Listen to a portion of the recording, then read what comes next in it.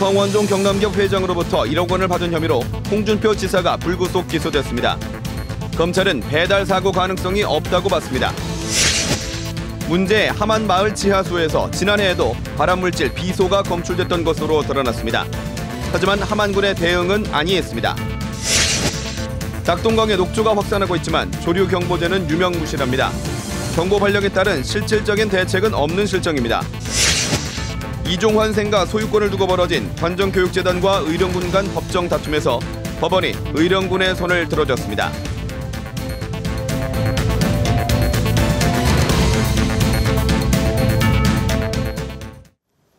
안녕하십니까. 이어서 경남 소식입니다.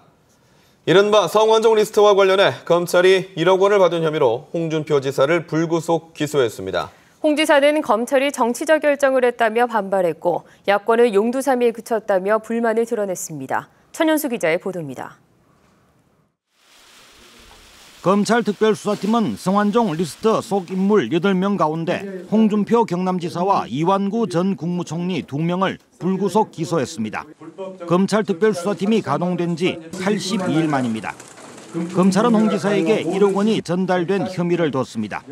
핵심 쟁점이 된 돈 전달 시기는 2011년 6월, 장소는 국회의원회관입니다. 전 경남기업 부사장 이모 씨를 통해 불법 정치자금 1억 원을 수사한 혐의가 확인되어 정치자금법 위반죄로 불구속 공판하였습니다. 검찰은 1억 원의 배달 사고도 의심했으나 수사 결과 가능성이 없다는 결론을 내렸습니다. 검찰은 리스트에 오른 8명 가운데 나머지 6명은 무혐의나 공소권 없음 처분을 했습니다. 홍준표 지사는 즉각 반발했습니다. 고 성전 회장과 가장 거리감은 자신을 검찰이 올감했다며 법정투쟁으로 무고함을 밝히겠다고 말했습니다. 현직에 있는 이 자리에서 도지사로서 경상남도 도정발전하고 거기에 위해서 나가기 전날까지 충실해야 합니다. 경남 야권은 8명 중 2명만 기소한 검찰 수사 결과가 용두사미에 그친 것이라며 불만을 표시했습니다. 신속하게 재판이 진행이 되고 그렇게 해서 도정에 영향을 최소화할 수 있는 그런 좀 진행이 좀 돼야 되는 거 아니냐. 검찰은 성전 회장으로부터 특별 사면 관련 청탁을 받은 의혹이 제기된 고 노무현 전 대통령의 친형 검평 씨는 공소시효를 넘겨 공소권 없음 결정을 내렸습니다. KBS 뉴스 전현수입니다. 함안의 한 마을 지하수에서 발암물질인 비소가 지난해에도 검출된 것으로 KBS 취재 결과 확인됐는데요. 함안군은 1년 전에도 원인 조사는 하지 않은 채 여과기만 설치하고 넘어간 것으로 드러났습니다. 김준원 기자가 취재했습니다. 30가구가 모여 사는 이 마을의 식수용 지하수에서 발암물질인 비소가 기준치의 4배나 검출된 것은 지난해 5월. 함안군은 당시 제대로 된 원인 분석은 하지 않은 채 석 달 뒤 여과기를 설치하는 것으로 끝냈습니다. 항상 우리가 원하는 일정한 수질이 나올 거라고 판단하기는 좀 어려운 시설 아닌가. 따로 그런 조사를 안 합니다, 보통은. 1년 뒤인 올해 비소가 검출된 곳은 모두 5개 마을, 기준치 2배에서 최대 10배까지 나왔습니다. 5개 마을 모두 일제시대 광산 2곳으로부터 반경 4km 안에 있습니다. 동이고 이제 그 일부 거기 정도는 좀 시야 내려가면 몇 대미터 내려오는 거야. 망치를 깨가지고 이제 그러면 이제 필요한 거만 이제 깨 가져가고 또 필요 없는 거는 그냥 이어서 비석을 버리고. 지난해 비소가 검출된 마을에서 100m가량 떨어진 폐강 지역을 찾아가 봤습니다. 입구에는 중금속이 포함된 폐석이 여기저기 쌓여 있고 밖으로 물이 흘러나오고 있습니다. 갱내수의 오염물질이 지표나 지하수로 흘러들어가서 지하수가 오염됐거나 또는 이 집안, 안반 자체에 위에 중금속이 많이 있어서 지하수를 오염시킨 2가지 경우니까요. 기준치 10배가 검출된 마을에서 4km가량 떨어진 곳도 마찬가지. 폐강에서 중금속을 포함한 물이 이렇게 흘러내려와 인근 토양으로 스며들고 있습니다. 함안군은 올해도 원인 조사는 하지 않고 여과기만 설치할 계획입니다. KBS 뉴스 김준원입니다. 정부가 낙동강 녹조 대책으로 조류 경보제를 도입하기로 했지만 효용성이 없다는 지적을 받고 있습니다. 조류 경보제를 도입해도 실질적인 후속 대책이 없기 때문입니다. 보도에 박상현 기자입니다. 녹조 알갱이가 둥둥 떠다니고 녹조 때문으로 보이는 물고기 폐사가 잇따르는 낙동강. 정부는 녹조 대책으로 내년부터 낙동강 일부 구역에 조류 경보제를 도입하기로 했습니다. 조류 경보제는 이제 호소수에서 상수원에서 저희가 조류 경보제를 적용하고 있습니다. 예, 취소는 있기 때문에 저희가 시범 운영을 하고 있는 구간이거든요. 그러나 조류 경보제는 강이 아닌 호수에 적용해온 제도 때문에 정부가 보로 물길이 막힌 낙동강을 사실상 호수로 인정했다는 지적입니다. 수질의 관리 목표를 과연 달성할 수 있을 것인지에 대해서는 사실 저희는 계속 의문을 던지고 있는 것이고 전체의 관리 체계를 바꿀 수도 있는 문제라고 생각하고 그런 우려는 충분히 할 수 있다고 생각합니다. 게다가 조류 경보제는 발령 기준에 따라 알림 기능만 있을 뿐 후속 조치를 규정한 지침이 없습니다. 바다의 적조는 황토 등을 통해 없앨 수 있지만 하천의 녹조를 없애는 현실적인 방법이 없기 때문입니다. 황산구리라는 아주 살조제가 있거든요. 그러면 구리 자체가 이제 또 중금속 아닙니까? 거기에 굉장히 민감하기 때문에 그걸 사용을 못하고 있습니다. 녹조 현상은 갈수록 기승을 부리고 있지만 정부는 뚜렷한 대책을 내놓지 못해 낙동강을 식수로 쓰는 주민의 불안은 여전합니다. KBS 뉴스 박상현입니다.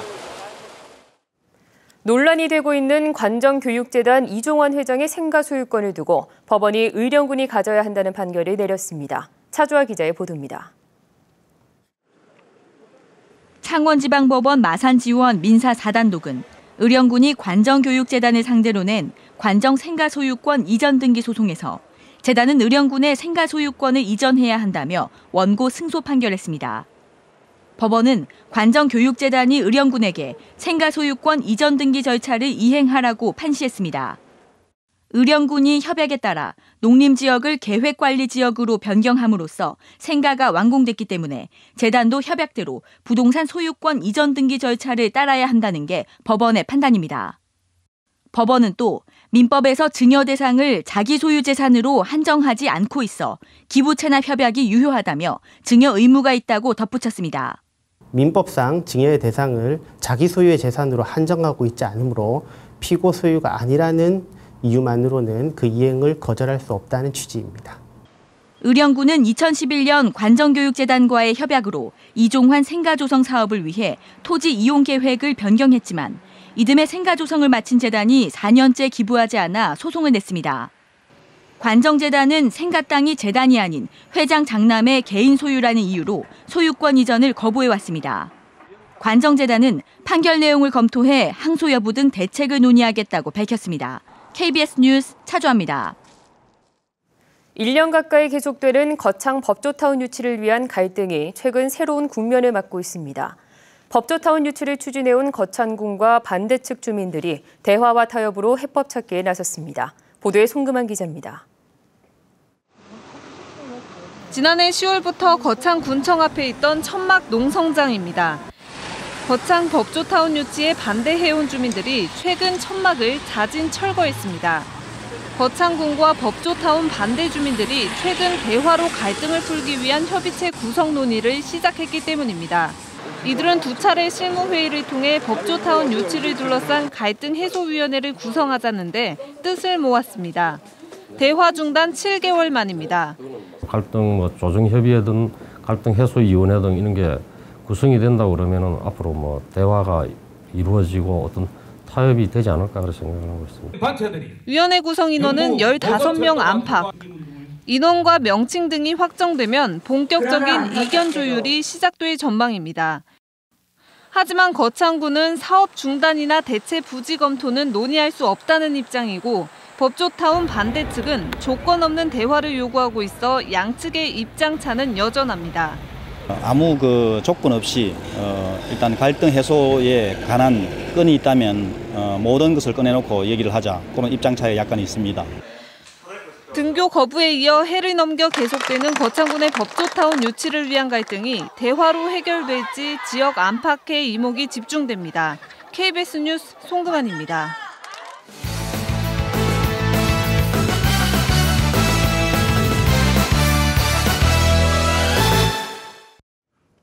주요 단신입니다. 중국 지린성 지안에서 발생한 버스 추락 사고로 경남도 공무원 2명이 부상을 당했습니다. 재외국민보호대책본부와 현장사고대책반에 따르면 이번 사고로 사망자 11명, 부상자 16명 가운데 경남에는 경남도청 소속 공무원 김모 씨와 창원시청 소속 공무원 한모 씨가 각각 허리와 목에 부상을 입고 병원 치료 중입니다. 창원지법 제4형사부는 재건축 관련 업체 거액의 대가성 뒷돈을 요구하거나 받은 혐의로 창원시 가음주공 재건축조합 조합장 43살 백모 씨에게 징역 3년에 벌금 5천만 원, 추징금 4천만 원을 선고했습니다. 백 씨는 지난해 초 아파트 철거 공사업체로 선정된 대가로 해당 업체에 5억 원을 요구한 데 이어 또 다른 재건축 관련 업체로부터 4천만 원을 받아 챙긴 혐의로 구속 기소됐습니다. 경상남도가 정부에 신청한 지원 예산 가운데 모두 58건 8천여억 원은 아직 확보하지 못했습니다. 경상남도는 내년 국고예산 주요 현안 사업 가운데 하천 재해 예방 사업 124억 원과 창원 일반산업단지 진입도로 사업 326억 원 등 8,260억 원을 아직 확보하지 못한 것으로 나타났습니다. 이에 따라 경상남도는 경남 국회의원들과 함께 국비 확보 추진팀을 운영해 예산 증액을 추진할 방침입니다. 새정치민주연합 경남도당은 논평을 발표하고 지금은 도민의 사기 진작이 필요한 시점이라며 홍준표 경남지사의 시군공무원 골프대회 개최 계획을 비판했습니다. 새정현 경남도당은 가뭄으로 힘겨워하는 농민 등 도민들의 사기 진작이 우선이고 미국 출장 중 평일 골프로 질타를 받은 홍 지사는 도민의 입장에서 도정을 운영해야 한다고 밝혔습니다. 도지사와 교육감이 같이 주민 소환의 심판대에 오르자고 한 홍준표 지사의 발언에 대해 경남교육청은 대응하지 않기로 했습니다. 경남교육청은 주민 소환은 도지사나 교육감이 왈가왈부할 사항도 아니고 권한도 아니라며 홍 지사의 발언에 대응할 이유가 없다는 입장을 정한 것으로 알려졌습니다. 홍 지사는 어제 기자간담회에서 경남도지사와 교육감의 동시 주민 소환 추진을 주장했습니다. 지진으로 어려움을 겪고 있는 네팔을 돕기 위한 작은 정성 희망 나눔 바자회가 오늘 경남교육청에서 열렸습니다. 도교육청 봉사단체 민들레회와 노동조합이 마련한 오늘 바자회는 직원들이 기증한 의류와 도서, 잡화 등을 판매하고 일일 찻집과 부대 행사도 열었습니다. 오늘 행사 수익금은 네팔 교육재건에 사용됩니다. 창원 서부경찰서는 스포츠용품 박람회장에서 판매 수익금을 훔친 혐의로 아르바이트생 29살 오모 씨를 붙잡아 조사하고 있습니다. 오 씨는 지난해 6월부터 지난달까지 4차례에 걸친 스포츠용품 박람회에서 자영업자 48살 김모 씨가 관람객을 상대로 부메랑 시범을 보이는 사이 판매 수익금 600만 원을 가로챈 혐의입니다. 진주 상평산업단지 재생사업과 관련해 상공인 의견을 수렴하는 토론회가 오늘 진주 상공회의소에서 열렸습니다. 이번 토론회에서 상공인들은 상평산단 구조고도화를 위해 녹지대 조성과 입주업종 다변화, 주거와 상업시설 일부 허용 등을 요구했습니다. 진주 상평산업단지는 지난해 8월 국토교통부 노후산단 재생사업 대상지로 선정됐습니다. 경남 소식이었습니다.